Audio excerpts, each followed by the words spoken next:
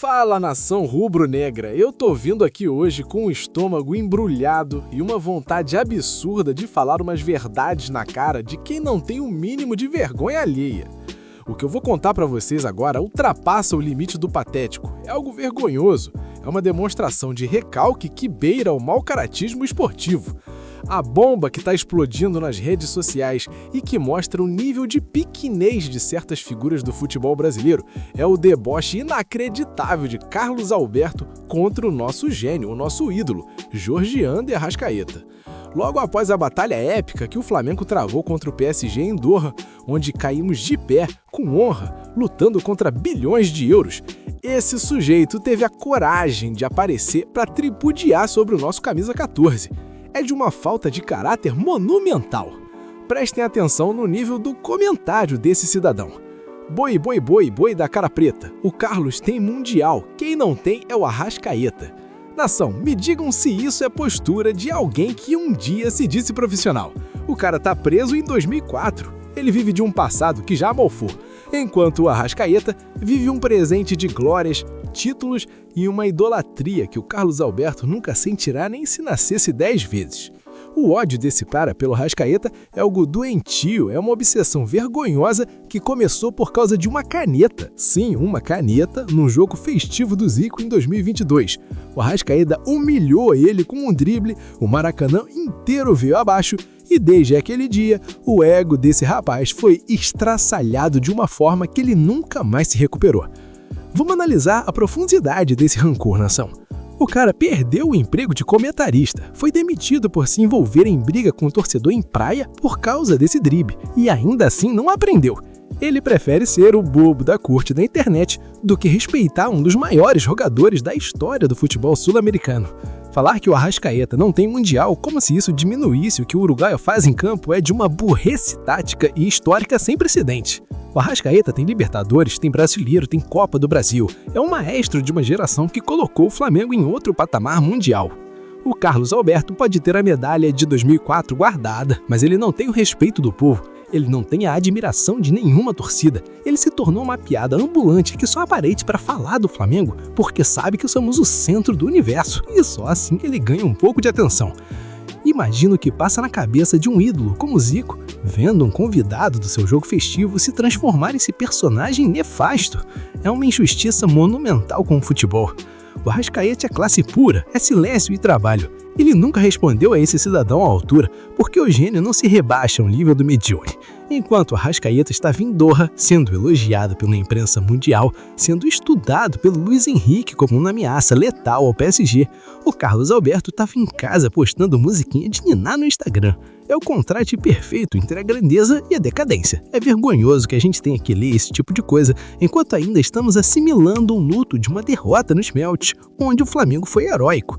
Nação, eu pergunto a vocês, até quando vamos dar palco para quem só quer destruir o ambiente do nosso futebol? O Arrascaeta é patrimônio do Flamengo. Cada caneta que ele dá, cada passe magistral é uma resposta para esses ressentidos que não aceitam que o tempo deles passou. O Carlos Alberto tenta usar o mundial dele como um escudo, mas esse escudo tá furado pela caneta do uruguaio. Comparar as carreiras é uma piada de bom gosto.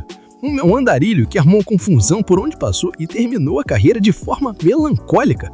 O outro é um lorde, um craque que será lembrado por séculos pela nação rubro-negra. A dor desse cara é ver o Flamengo no topo. A dor dele é ver que o Arrascaeta, e mesmo sem o título mundial no Catar, é muito mais respeitado no mundo do futebol do que ele jamais foi.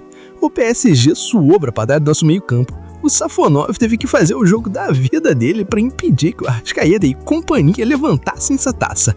E o Carlos Alberto se aproveita de um detalhe, de uma loteria de pênaltis para destilar o seu veneno. Isso não é crítica, isso é recalque puro. É a prova de que o Flamengo incomoda até quem já parou de jogar há anos. Eles não conseguem esquecer o meu irmão. Eu fico pensando na coragem desse sujeito de se dizer vencedor de mundial para diminuir um cara que ganhou tudo que ganhou no Flamengo. O futebol é muito mais que um lance de short ou uma medalha em um jogo único. O futebol é legado. E qual o legado do Carlos Alberto hoje? Ser o cara que odeia o Arrascaeta. Que carreira triste, nação. Que fim de história vergonhoso. Enquanto ele posta deboche, a Arrascaeta tá planejando como vai ganhar a próxima Libertadores para voltar lá e tentar de novo. Esse é o espírito do Flamengo. E é isso que eles não entendem. A gente cai, mas cai lutando. E a gente volta sempre mais forte. Nação, a gente precisa blindar o nosso craque. O Arrascaeta não merece esse tipo de lixo. Ele é o nosso maestro, o cara que faz a mágica acontecer. Se o Carlos Alberto quer atenção, que vai procurar um circo, porque no Flamengo ele não tem vez. O que ele fez hoje é a prova definitiva de que a caneta de 2022 ainda não parou de doer. Ela atravessou a perna dele e atingiu diretamente o cérebro, porque não tem outra explicação para tanta asneira junca. O Flamengo é monumental demais para se importar com quem vive de migalhas de polêmica no Instagram. Mas a nação precisa saber de outro assunto que surgiu agora e que está dividindo o nosso coração, entre a gratidão e a cobrança mais ferrenha que existe. Enquanto figuras medíocres tentam nos diminuir, o nosso paredão Agostinho Rossi usou as redes sociais para se despedir da torcida e fazer um balanço desse ano de 2025, que, vamos ser sinceros, foi uma montanha-russa emocional absurda. O Rossi mandou aquele recado direto, falando em ano maravilhoso e destacando os 6 títulos que conquistamos. Ele falou em deixar a vida pela camisa, em sacrifício, em orgulho. Mas a gente precisa ser visceral aqui, Nazon. O Ludo de Doha ainda não passou e a falha dele contra o PSG tá queimando na nossa retina como um ferro em brasa. Foram 68 jogos na temporada, Nazon. O Rossi foi um monstro, um titular absoluto que nos deu segurança quando ninguém mais dava. Ele foi a peça-chave na Libertadores. Foi um pilar que sustentou o nosso sistema defensivo do brasileiro. Mas o futebol é esse esporte cruel, onde uma fração de segundo apaga meses de glória. Ser goleiro do Flamengo e viver no fio da navalha, ser o herói em 67 partidas e ser questionado na última, na mais importante, naquela que valia um planeta. As críticas que ele recebeu após o jogo contra os franceses são pesadas, são ácidas, porque o torcedor rubro-negro não aceita o erro no momento da decisão. O erro de goleiro solitário é monumental, e numa final de intercontinental que lhe custa o sonho de 42 milhões de pessoas. Mas vejam a maturidade desse cara. Mesmo debaixo de uma chuva de críticas, ele não se escondeu. Ele veio a público reafirmar o compromisso com o manto para 2026. Isso é o que separa um jogador comum de um jogador de elite que entende a pressão da Gávea. O Rossi sabe que falhou em lances capitais, ele sente essa dor tanto quanto nós, mas ele projeta o futuro com o foco total. E é aqui que eu quero entrar na política do nosso vestiário. Como o Felipe Luiz vai lidar com isso na reapresentação? A gente sabe que a confiança de um goleiro é um cristal fino. Se a torcida começar a perseguir, a gente corre o risco de perder um dos melhores arqueiros que o clube teve nos últimos anos por causa de um jogo infeliz.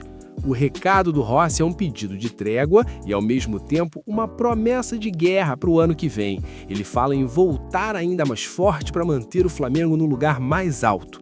Isso é vital. A gente não pode deixar que o erro de Doha destrua a moral de um cara que foi um paredão o ano inteiro.